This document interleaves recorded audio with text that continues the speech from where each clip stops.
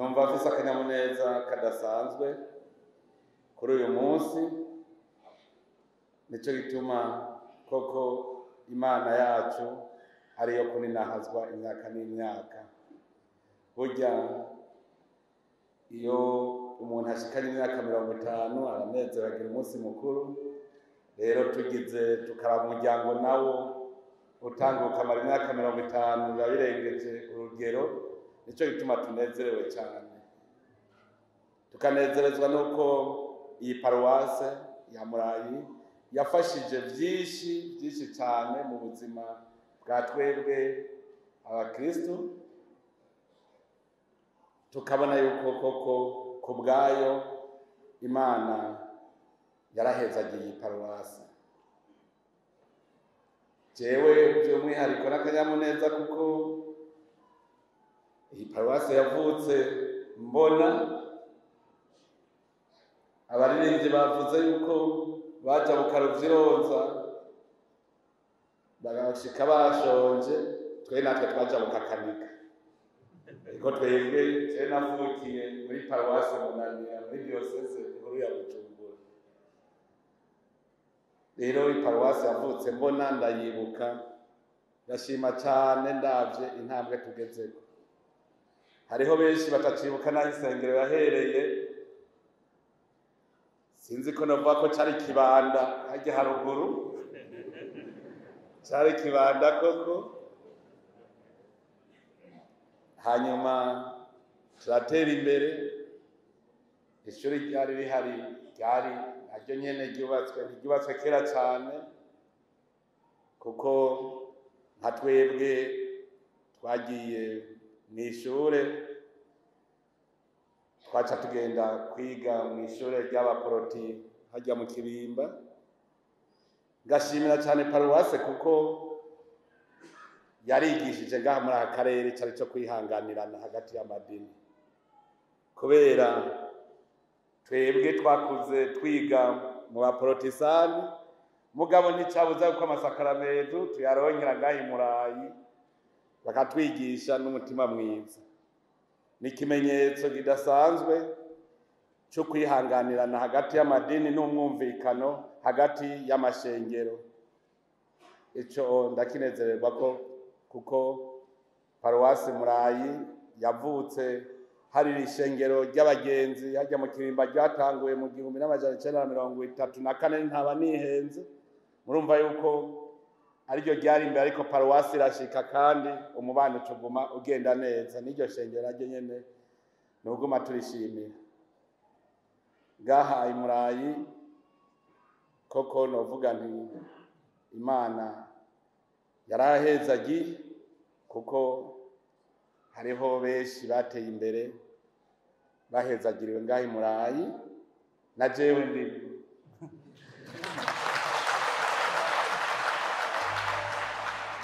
Ajewe ndimo.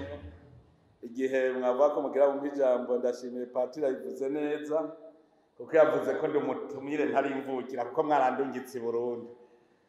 I Murayi mwararamuriye u Burundi, mundungika i Burundi, none ndanezerewe kubona uno munsi mwantumiye. Ndashima yuko ivyubatswe vyinshi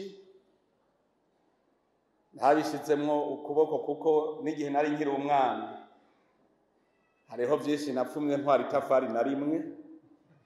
Baraza kwikorera amatafari, ndibuka tucubaka kajya kazu gatoyi k'inama ubwa mbere, kajya twaragaseheye amatafari, turaduga buke buke.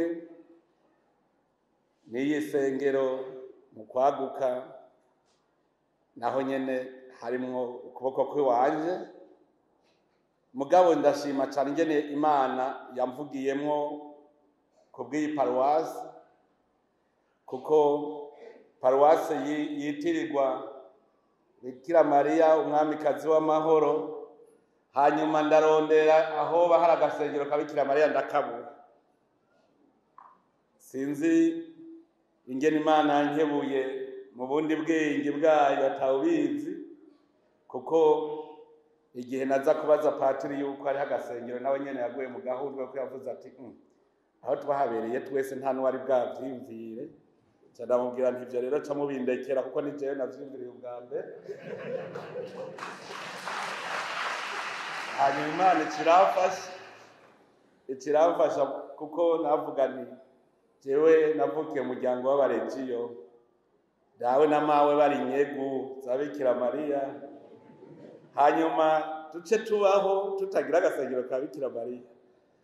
Rero ico gihe ngira ngo ni nk'umumarayika yaje ararimbarira, kuko naduze ikibiriraho sinaciye no muhira naruhukiye kwa patiri, mbe ngaha hariho agasengero ka Bikira Mariya.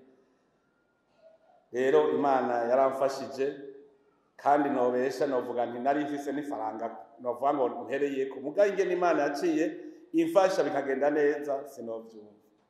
Igihe twubakiye isengero tuyagura, ndashimira cyane Yozefu mwabonye bahaye akaganuke, twarakunda kwicara tukimvira. Aha twaraza mu misa, abakirisu barenga 50% bose banyagirirwa hanze. Nimwiyumvire rero uri mu isengero, bagenza muriko murahimbariza hamwe Imana bariko baranyagirwa, aho uriko urasenga. Turavuga tuti ibintu ntibishoboka, muga turabura aho tubihera naho tubihereza. Ariko ituma ndashimira patiri mukuru yari ahari Jean Claude, kuko twaricaye turavyiyumvira, turavuga tuti basi dufe tugira ikibanda we nk'umutaka abandi bakristo ntibanyagirwe. Ndashima cyane ko iciyumviro yaciye aja kugishikiriza Musenyeri, ariko naho nyene twararondeye amahera tuzoyakura turabura. Mugabo ku bushobozi bw'Imana twere tuvuga tuti reka tuzoza turagira gato gato. Tugitanguye ako gato gato ku mushinge, sinzi ingene Imana yaciye imfasha. Censhi mvuga nti amatafari yose rije nzoyazana. Yozefu nawe ati nanje ndataguye, atataguza imifuko ndayibuka amajana 2 y'isima, tuca tuti biratanguye rero turagiye. Tuza tubona abagenzi batanguye kudufasha. Ndashimira cyane kuko harateye igihe urya François wiragiye turamwaka ideni kugira dushobore kumanika no gusakara, aremera aratugopesha. Hanyuma cyarongera avuga ati aha nanze rije nzori harikanze murariha ikimanyi. Ikinezereye hajya wiragiye François mu protestant mu Pentecote, mugabo yafashije ibikorwa byinshi ga kuri iyi sengero.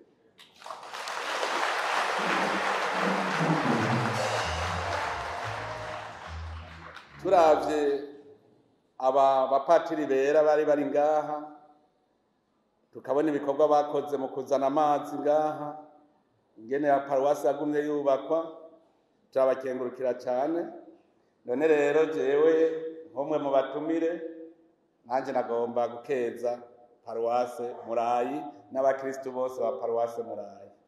Ndabakeje gose kuko iyi myaka 50 iparuwasi maze n'urugendo runini rudasanzwe. None rero muhimbagwe niyubire, muhimbagwe cyane.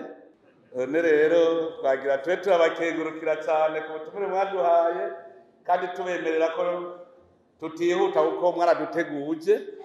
Tuzagumana namwe tunezeranwe, Imana bigira byose igume iduhezagira. Murakoze cyane rero, Imana ibahezagire mwese.